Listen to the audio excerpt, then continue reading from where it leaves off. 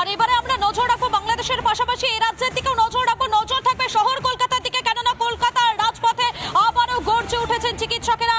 অভয়ের দ্রুত বিচারের দাবিতে এই মুহূর্তে তারা কিন্তু আবারও প্রতিবাদ করছেন। অভয়াকাণ্ডে দ্রুত বিচারের দাবিতে ধর্ণা সময়সীমা বাড়ানোর জন্য আবেদন।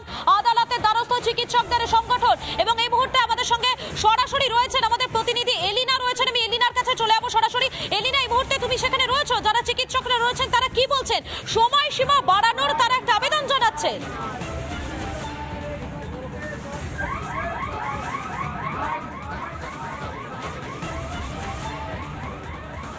একেবারেই মধুকল্পিতা, দেখো এই মুহূর্তে দেখতেই পাচ্ছ ডোরিনা ক্রসিং এ অভয় মঞ্চ এবং চিকিৎসক সংগঠনের পক্ষ থেকে যে ধর্ণা মঞ্চ তৈরি করা হয়েছে, সেই ধর্ণা সময়সীমা বাড়ানোর জন্য আদালতের দ্বারস্থ হয়েছেন চিকিৎসক সংগঠন।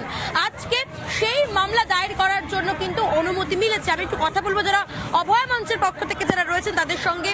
আপনারা আদালতের দ্বারস্থ হয়েছেন যাতে এই ধর্ণার সময়সীমা বাড়ানো যায়, ঠিক কি কারণে এই মুহূর্তে দাঁড়িয়ে কি বলবেন? আপনাদের দাবিগুলো মূলত কি কি? আপনাদের দাবিগুলো মূলত কি কি এবং আজকে আপনারা আবারও আদালতের দ্বারস্থ হয়েছেন এই ধর্ণার সময়সীমা বাড়ানোর জন্য? কারণ আজকেই তো আপনাদের শেষ সময় ছিল, 26শে অক্টোবর পর 26শে ডিসেম্বর পর্যন্ত। আমাদের দাবি একটা তো দাবি আছেই, অভয়ার ন্যায় বিচার। অভয়ার সঙ্গে যা ঘটেছে এবং যারা দোষী প্রত্যেকজনের আমরা শাস্তি চাই, ফাঁসি চাই আমরা তাদের সঙ্গে। শুধুমাত্র পার্টিকুলারলি একটা অভয়া নয়, যারা সারা বাংলায় আর কোনো অভয়া না তৈরি হয় তার জন্যই আমাদের দাবিটা সবসময় থাকবে।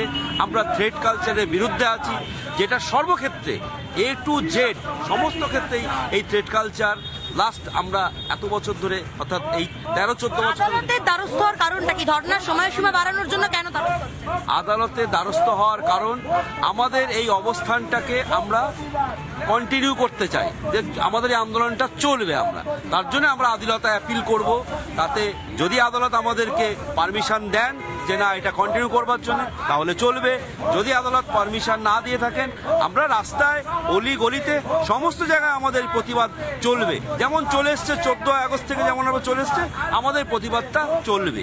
প্রতিবাদ চলবে এবং যাতে ধর্ণা এখান থেকে না তারা তুলতে পারেন, অবস্থানটা তারা যাতে চালিয়ে যেতে পারেন, সেই কারণে তারা কিন্তু আদালতের দ্বারস্থ হচ্ছেন। আমি আরো কথা বলবো এখানে আরো যারা রয়েছেন তাদের সঙ্গে, তারা কি একেবারে বোঝাই যাচ্ছে বিচারের দাবিতে ডোরিনা ক্রসিং এ সেখানে আবারও ধর্ণায় চিকিৎসকেরা। ধন্যবাদ তোমাকে এলিনা।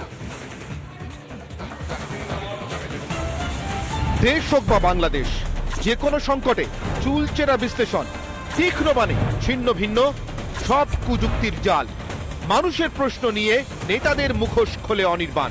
প্রাইম টাইমে সন্ধ্যে 6টায় 1 নম্বর অনির্বাণের অগ্নিবাণ। সময় এখন একটা বিরতির, ফিরে আসছে বিরতির পর